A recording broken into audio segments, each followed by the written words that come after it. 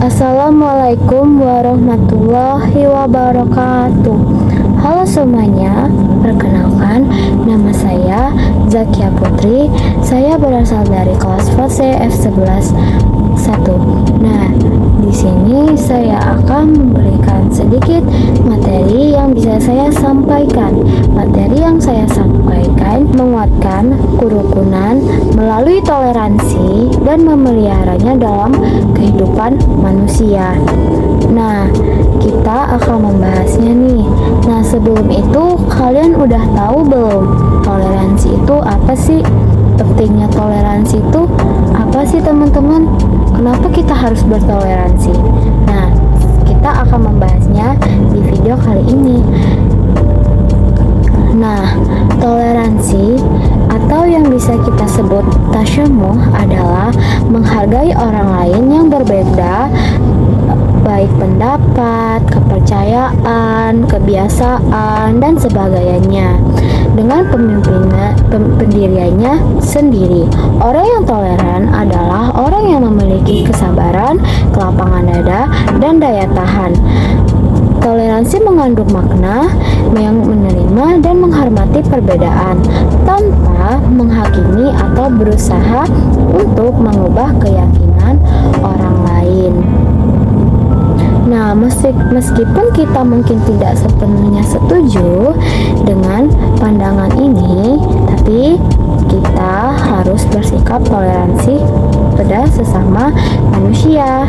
Nah, ini adalah berbagai aspek penting dalam toleransi itu, yaitu adalah aspek toleransi sosial dan aspek toleransi agama, aspek toleransi budaya, dan aspek toleransi politik. Aspek penting dalam toleransi yang pertama adalah toleransi sosial, yaitu toleransi sosial ini menerima keberagaman dalam bermasyarakat, baik dalam ras, agama, maupun bahasa yang kita gunakan.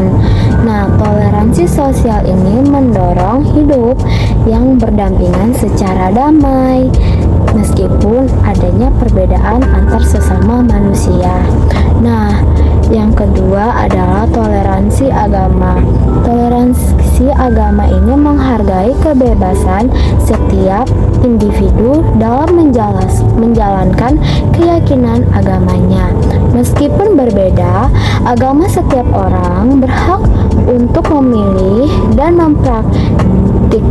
mempraktikkan keyakinannya tanpa diskriminasi atau persekusi. Dan ketiga yaitu toleransi budaya. Aspek toleransi budaya ini menghargai dan menerima perbedaan budaya, adat, tradisi antar kelompok bermasyarakat. Nah, ini tuh mengajarkan kita untuk tidak menganggap budaya lain lebih rendah atau lebih tinggi, melainkan untuk saling memahami dan belajar bersama-sama. Yang keempat yaitu tentang aspek toleransi politik. Nah, dalam politik ini kita harus menghargai perbedaan pendapat politik atau memberi ruang bagi orang untuk menyampaikan pandangan mereka, meskipun terkadang pandangan itu berbeda dengan kita.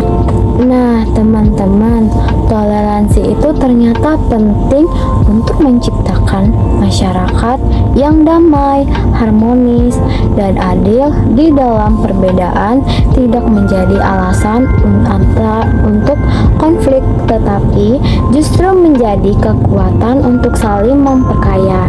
Toleransi juga dapat membangun saling pengertian dan mengurangi potensi gesekan antara kelompok.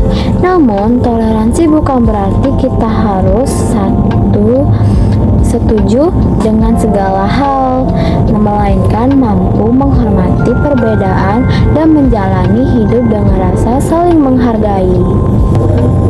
Nah, teman-teman, pada surah Yunus ayat 40 sampai 41 yang berisi seperti berikut, dan di sini saya akan menerjemahkan dari ayat surah Yunus 40 sampai 41. Nah, artinya, dan di antara mereka ada orang-orang yang beriman kepadanya, dan di antaranya ada orang-orang yang tidak beriman kepadanya. Sedangkan Tuhan lebih mengetahui tentang orang-orang yang berbuat kerusakan. Dan jika mereka tetap mendustakanmu, maka katakanlah, bagiku pekerjaanku dan bagimu pekerjaanmu. Kamu tidak bertanggung jawab terhadap apa yang aku kerjakan, dan aku juga pun tidak bertanggung jawab terhadap apa yang kamu kerjakan. Nah, teman-teman, jadi penjelasan dari isi surah Yunus ayat 40 sampai 41 serta hadis tentang toleransi ini ialah menurut Jalaluddin Muhammad bin Ahmad al-Mahali dan Jalaluddin Abdurrahman bin Abu Bakar al-Syuuti dalam kitab Tafsir Al-Jalalain bahwa surah Yunus pada ayat 40 menjelaskan tentang penduduk Mekah pada masa Nabi Muhammad SAW terbagi menjadi dua kelompok, yaitu pertama, orang-orang yang beriman kepada Al-Quran, kedua, orang-orang yang tidak beriman selamanya. Menurut Ibnu Absyur, kalimat ini merupakan peringatan sekaligus ancaman bagi kelompok yang tidak mau beriman kepadanya. Nah, sementara itu, Ibnu Katsir berpendapat bahwa Allah Subhanahu wa Ta'ala lebih mengetahui siapa yang akan mendapat hidayah dan siapa yang memilih kesesatan. Ayat ini juga diturunkan untuk menghibur Nabi dari sikap orang yang tidak mau beriman kepada ajarannya. Allah Subhanahu wa Ta'ala mengetahui bahwa Nabi telah melaksanakan tugas menyampaikan ajaran Islam dengan baik kepada umatnya. Oleh karena itu, pada ayat 41 pada surah Yunus ini, Allah Subhanahu wa Ta'ala menegaskan bahwa Nabi dan umat yang beriman tidak akan dimintai pertanggungjawaban atas kedurhakaan umat yang tidak mau beriman. Nah, pesan dalam surah Yunus ayat 40 sampai 41 ini yaitu pertama, ayat-ayat yang berbicara tentang akidah atau hak keimanan hendaknya dijadikan panduan, bukan untuk mengukur dan menilai keinginan orang lain. Yang kedua, sebagai individu yang beriman tetap punya tanggung jawab mengajak kepada kebaikan dengan bijak tanpa disertai dengan paksaan ataupun hasilnya diserahkan kepada Allah Subhanahu wa Ta'ala. Ketiga, menghargai orang lain dalam semua perbedaan. Jika ingin dihargai orang lain, maka kalian juga harus menghargai orang lain. Toleransi kepada orang lain dalam berinteraksi sosial menjadi fondasi untuk mewujudkan kedamaian dan kerukunan di kehidupan masyarakat. Nah, di sini kita akan masuk ke dalam konsep toleransi dalam Islam. Nah, Islam itu mengajarkan umatnya untuk hidup rukun dan damai. Bahkan di tengah keberagaman, toleransi atau tasyamu ini berarti menghormati dan menghargai perbedaan tanpa mengorbankan prinsip keyakinan agama masing-masing. Dalam Al-Quran, toleransi toleransi tercermin dalam beberapa ayat, seperti pada surah Al-Kafirun yang berisi 6 ayat yang mengajarkan prinsip untukku agamaku, untukmu agamamu. Ayat ini menegaskan pentingnya saling menghargai perbedaan keyakinan di sekitar. Nah, di sini konsep toleransi itu dibagi menjadi dua, yaitu toleransi internal umat Islam dan toleransi antar agama. Nah, di sini pertama kita akan memasuki pada yang pertama. Nah, toleransi internal umat Islam adalah sikap saling menghargai dan memahami antara sesama muslim. Toleransi internal juga berarti menjaga keyakinan yang disepakati dan mematuhi perilaku yang sesuai dengan kesepakatan agama. Contohnya adalah berpegang teguh pada pendapat sendiri, tetapi juga mengerti pendapat sesama muslim dan tidak memonopoli kebenarannya, kecuali yang bersifat pasti. Nah, toleransi internal umat Islam dapat diwujudkan dengan memberi dan menerima ucapan salam. Kedua, memenuhi undangan yang diberikan kepada orang lain. Ketiga, memberi nasihat. Keempat, memberi sambutan hangat. Dan selanjutnya, menjenguk ketika orang sakit dan mengiringi jenazah. Nah, yang kedua adalah toleransi antar umat beragama.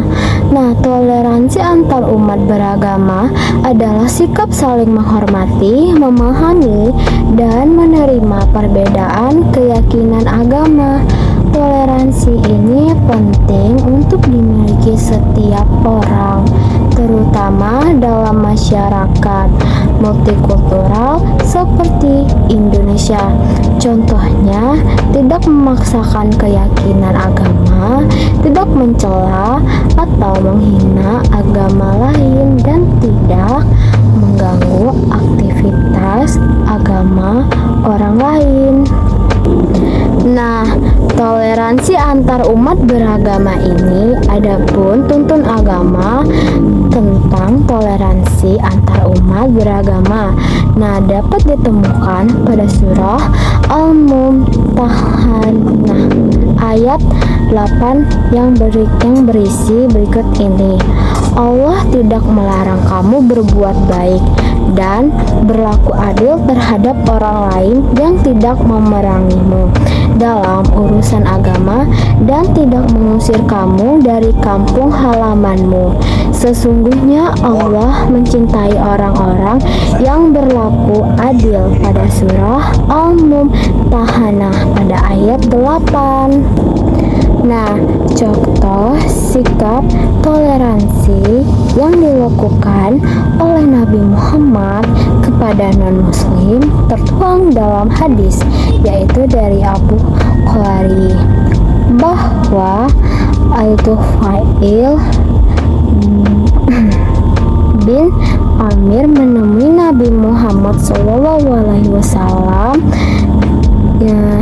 dan menceritakan bahwa Daus atau salah satu kabilah Yaman telah durhaka dan menolak ajaran dakwanya dan memintai agar Nabi mendoakan mereka binasa. Lalu Nabi berdoa, "Ya Allah, berikan petunjuk kepada kabilah Daus dan datangkanlah mereka bersama orang muslim." Nah, di sini di sini adalah manfaat sikap toleransi. Nah, sikap toleransi ini yang pertama manfaatnya menciptakan kerukunan dan kedamaian di masyarakat. Kedua, menghindari konflik dari perpecahan. Ketiga, memperkuat persatuan dan kesatuan bangsa.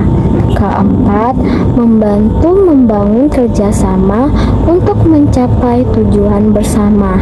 Nah, secara keseluruhannya, sikap toleransi menciptakan suasana hidup yang lebih damai, adil, dan terbuka, memungkinkan setiap individu berkembang dengan lebih baik tanpa rasa takut akan diskriminasi atau pengucilan di lingkungan. Nah, manfaat sikap toleransi ini juga pun memelihara dalam kehidupan, memberikan banyak manfaat seperti meningkatkan kerukunan sosial, mengurangi konflik dan kekerasan, memperkuat kerjasama antar kelompok, serta menjaga persatuan dalam keberagaman. Toleransi meningkatkan kualitas hidup, mengajarkan nilai-nilai positif pada generasi yang akan mendatang, serta menciptakan lingkungan yang damai dan harmonis. Nah, itu pun juga secara keseluruhannya toleransi membantu menciptakan masyarakat yang lebih adil, empatik, dan penuh kedamaian di kehidupan ini. Nah, di sini saya akan sedikit menceritakan kisah dan toleransi Umar bin Khattab menolak sholat di dalam gereja saat di Palestina. Karena jaminan keamanan untuk Nasrani. Nah, kisah toleransi Umar bin Khattab yang menolak sholat di gereja saat di Palestina bukan haram, melainkan menghormati dan menjalin keamanan Nasrani. Nah, Umar bin Khattab merupakan sahabat Rasulullah sekaligus khalifah kedua dalam sejarah Islam. Ia memerintah dari tahun 634 hingga 644 Masehi. Kala itu, Umar dilantik menjadi khalifah atas wasiat dari sahabat Abu Bakar As-Siddiq. Ia pun menunjukkan sikap tolerannya saat berada di Palestina. Umar terkenal sebagai sosok pemimpin yang tegas, berani, dan adil.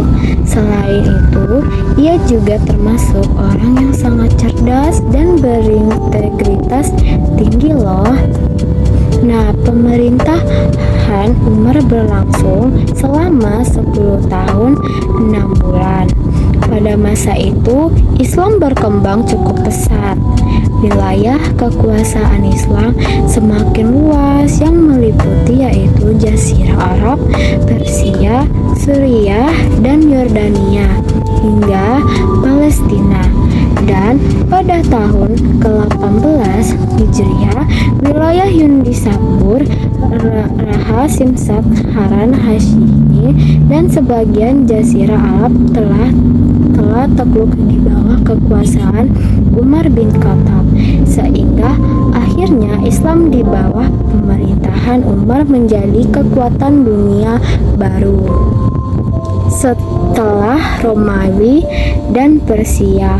Walaupun demikian, Umar bin Khattab senantiasa mengimplementasikan berbagai kebijakan yang menekankan toleransi dan keadilan pada setiap orang, termasuk pada non-muslim.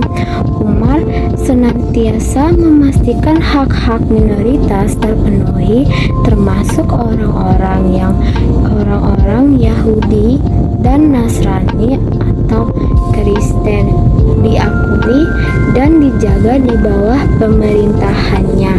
Setiap agama diberikan kebebasan untuk memeluk dan meyakini keyakinannya tanpa diskriminasi. Gereja-gereja dan sinagog berdiri bebas tanpa takut dihancurkan. Nah, toleransi pada umat Kristiani ini dikisahkan bahwa ketika Umar bin Khattab memasuki kota Al-Quds, Palestina, ketika itu waktu asar telah tiba. Bertepatan Umar tengah berada di dalam salah satu gereja di Palestina. Ibnu Khaldun dalam kitab Tahrik Ibnu Khaldun bercerita saat itu Umar berkata pada uskup gereja bahwa ia hendak melaksanakan sholat asar. "Aku ingin sholat," tutur Umar bin Khattab. Uskup pun menjawab, "Sholatlah di tempatmu," dengan berada dalam gereja. Namun Umar menolak usulan untuk sholat dalam gereja. Ia lebih memilih sholat di anak tangga di depan pintu gereja sendirian. Nah, setelah selesai sholat, Umar membeberkan alasan kenapa menolak sholat dalam gereja pada Pak Uskup itu.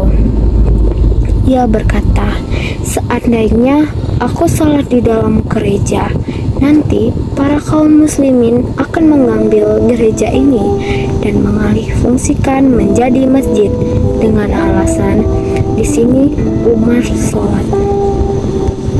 Nah, sementara itu, tak kala Umar bin Khattab memasuki kota Yerusalem, ia berpesan pada umat Islam untuk tidak mengganggu orang Kristen dan juga gereja mereka. Pasalnya itu adalah hak kaum untuk beribadah. Hal ini sebagaimana diceritakan Syekh Shaleh bin Abdurrahman Al-Husain dalam kitab At-Tasyamu wal Hudayah Bainah Al-Islami wal Arab pada halaman 120. Nah, setelah itu toleransi pada kaum Majusi. Fakta lain tentang toleransi Umar bin Khattab tidak hanya sebatas pada umat Kristen dan Yahudi semata, tetapi juga pada penganut kepercayaan Majusi atau Zoroaster yang percaya pada dua Tuhan, Tuhan kebaikan yang bernama Ahura Mazda dan Tuhan kejahatan atau Angra Mainyu atau Ahriman.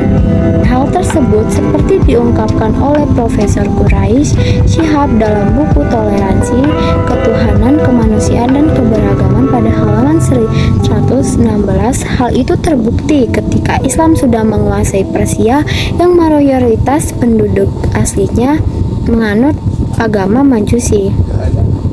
Umar bin Khattab melakukan musyawarah menyangkut bagaimana seharusnya memperlakukan mereka. Langkah itu diambil agar jangan sampai mendiskriminasi pemeluk agama yang menyembah api ini. Adapun hasil musyawarah antara Umar bin Khattab dengan pemeluk agama Majusi memutuskan berdasarkan yang disibahkan kepada Nabi Muhammad yang menyatakan agar mereka diperlakukan serupa dengan perlakuan terhadap Kristen dan Yahudi, antara semua setara di depan hukum dan pengadilan tanpa diperbolehkan mendapat diskriminasi. Nah, jaminan keamanan penduduk Yerusalem. Pada sisi lain, Umar bin Khattab juga menunjukkan sikap toleransi ketika mencetuskan Perjanjian Elia. Perjanjian Elia adalah sebuah perjanjian antara Khalifah Umar bin Khattab dengan penduduk Yerusalem, Palestina setelah menaklukkan kota tersebut oleh pasukan Muslim pada tahun 636 Masehi. Perjanjian ini dikenal juga dengan nama Mu'ahadah Liliyah yang berarti penjajihan Yerusalem. Mohon maaf ya teman-teman kalau salah pengucapan. Berdasarkan kitab Al-Khulafa Al-Arshidin karya Abdul Wahab Al-Najjar, bahwa perjanjian ini disepakati pada tanggal 15 Hijriah sampai 16 Hijriah berdapatan dengan tanggal 12 April 636 Masehi. Nah, perjanjian ini tuh ditandatangani oleh Khalifah Umar bin Khattab di Elia, sebuah nama kota kuno di Yerusalem. Dalam perjanjian ini, Umar bin Khattab memberi jaminan keamanan kepada penduduk Yerusalem, termasuk orang-orang Kristen dan Yahudi. Jaminan keamanan tersebut berupa kebebasan hidup, kebebasan beragama, kebebasan bertempat tinggal, berbebaskan memiliki harta benda, dan kebebasan menjalankan ibadah. Nah, jadi kesimpulan yang saya dapatkan yaitu menguatkan kerukunan melalui toleransi dan memelihara kehidupan manusia bukan hanya berkaitan dengan menghargai perbedaan, tetapi juga menciptakan masyarakat yang aman, damai, dan penuh rasa saling menghormati. Nah, Islam memberikan dasar yang kuat untuk mencapai hal ini melalui ajaran-ajaran yang menekankan pentingnya persatuan, menghormati hak individu, serta menghindari kekerasan dan diskriminasi dengan mempraktikkan toleransi. Umat Islam dapat memperkuat kerukunan internal dan eksternal ini yang pada akhirnya mendukung kehidupan manusia yang lebih baik dan lebih harmonis.